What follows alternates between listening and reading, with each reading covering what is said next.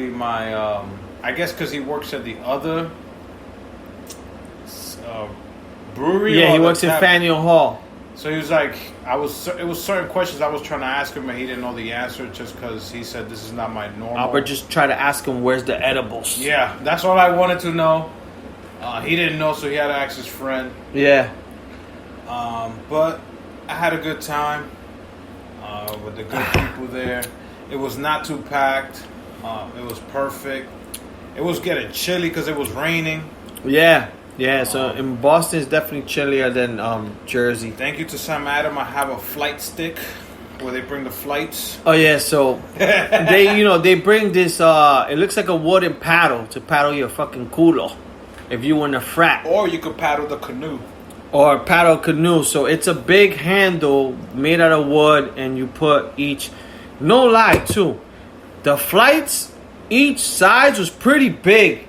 It was a lot of beer, more than I anticipated. Yeah. So Albert took one as a souvenir. They gifted me one. They gifted him one as a souvenir. We want to see if my Milwaukee tools could make some of these. Yeah, so we want to see. That's a prototype for Santi Sensation. Or you could make one for the Chuleta Bros podcast, and we could sell those.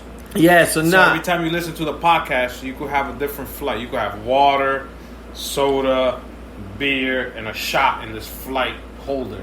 So we're gonna try to sell those on our Instagram. Yeah, so we had a good time. The one thing out there that they probably do the same thing like Captain Lawrence and a lot of places if you guys are going out to eat is that they have like time restrictions. So we have reservations at 4:30. We only could chill I think for 2 hours. So yeah. It worked out perfectly. We drank. We bought a lot of fucking glasses and stuff like that. And then from there, we went to the hotel, right? I think we drove to the hotel. Yeah. And then, what was your thoughts on the hotel? The hotel was... we stayed at the Revere, if you guys are looking for a hotel in Boston. The hotel was good because it was not in the middle of everything, but it was downtown Boston. We had things around us. We had the P.F. Chang. We had Rock Bottom brewery or bar, if you want to call it. And that's the one that guys who went with us to Chicago trip, Santi and Richie, my cousin Richie.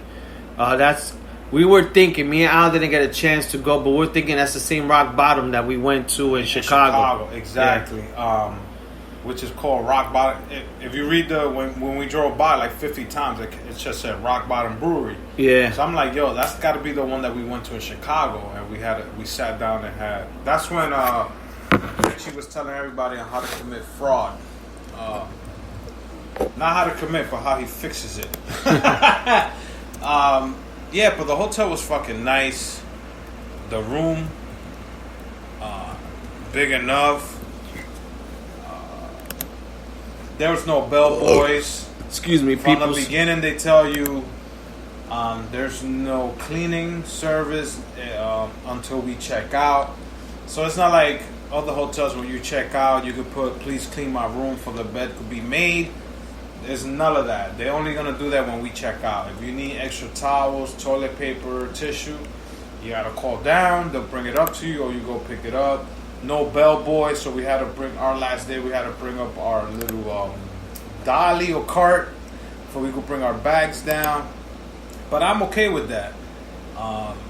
It had a rooftop that we didn't get to use. Yeah. But the hotel was nice for me. It was fucking cool. Yeah, the hotel was nice. And I actually was looking at Rock Bottom Brewery, and it's like a chain. So it's kind of like a Sedona. Oh, okay. So it means we're going to have to open one in Jersey to compete. Yes. So they don't have one here in Jersey. But yeah, no, the hotel was definitely nice. The room was much nicer than I thought. We got lucky because we didn't even ask for it, but we got balconies, which worked for us because we brought hookah. Oh, yeah. So, now the rooms were real nice. The fucking king-size bed, all that shit felt great. I know we didn't do anything crazy like a resort or anything like that. I think we were even talking about a resort when we were out there and how the prices are cheap. But to be honest, it felt good, at least for me, to be in a hotel. Yeah. it felt good to just, even though I still felt like I was on vacation, even though I knew I wasn't too far from home, but it just felt good to be in a hotel. But nah, the hotel was good. We did that. Time went super fast. That the one thing we could say about Boston was everything was closing early. Yeah, it would. If I think it's because of the whole COVID-19. It looked like by 11, everything was being shut down. Because the first night, we were rushing to get dressed and go down and have an Italian dinner. We wanted to go down to Little Italy, North End. And we were like, "Oh my God, it's 9:00 already." We didn't make reservations because we didn't think about that. So we just started calling. And we found this place called Giacomo, Italian restaurant. Okay, I called. Oh yeah, if you make it here in 10-15 minutes, we could take you guys because we close by 10.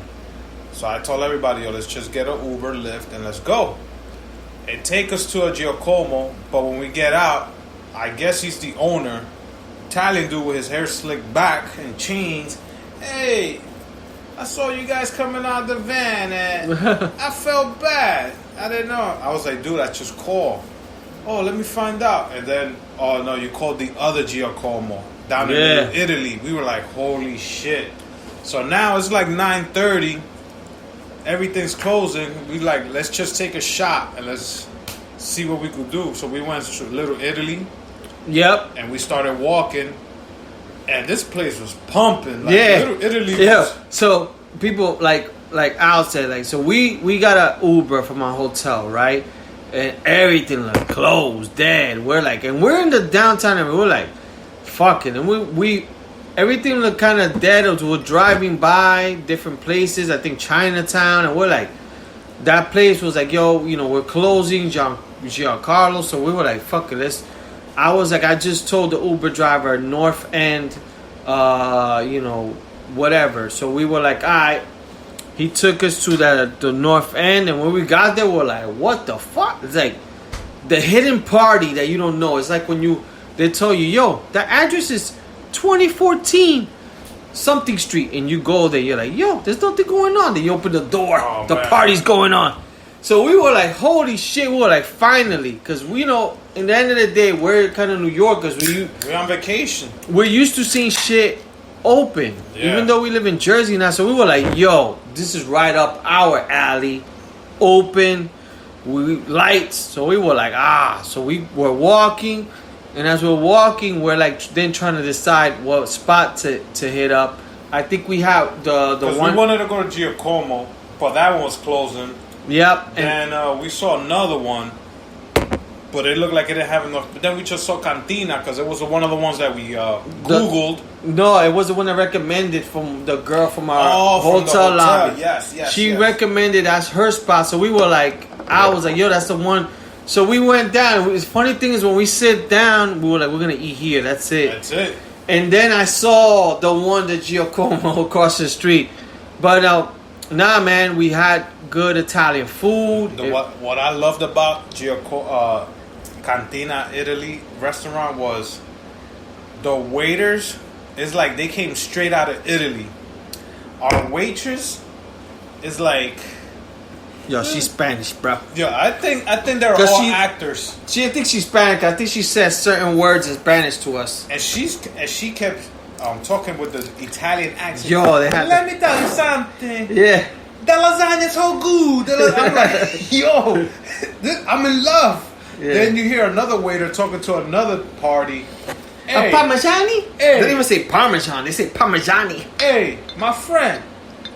You tell them Joe told you to come here.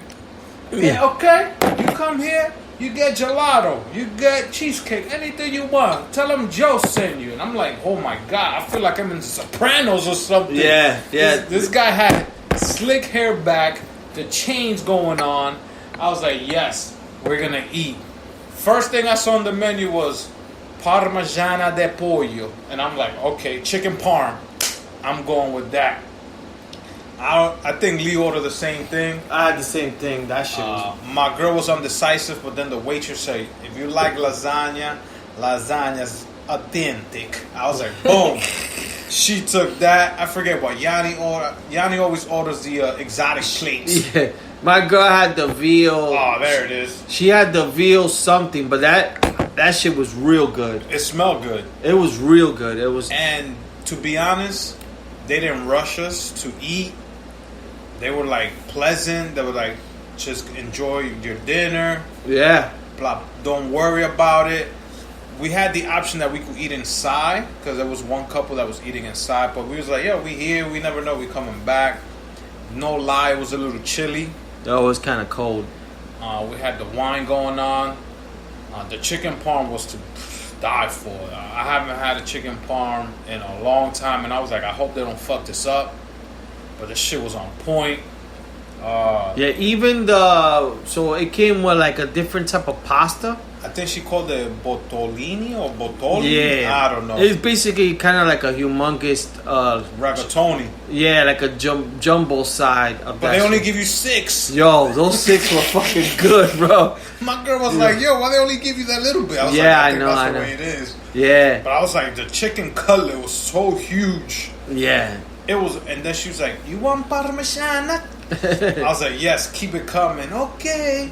Yo, that girl could have talked us into buying a Ferrari, Oh, bro. man. That's how good her Italian was. Her accent, her fake accent.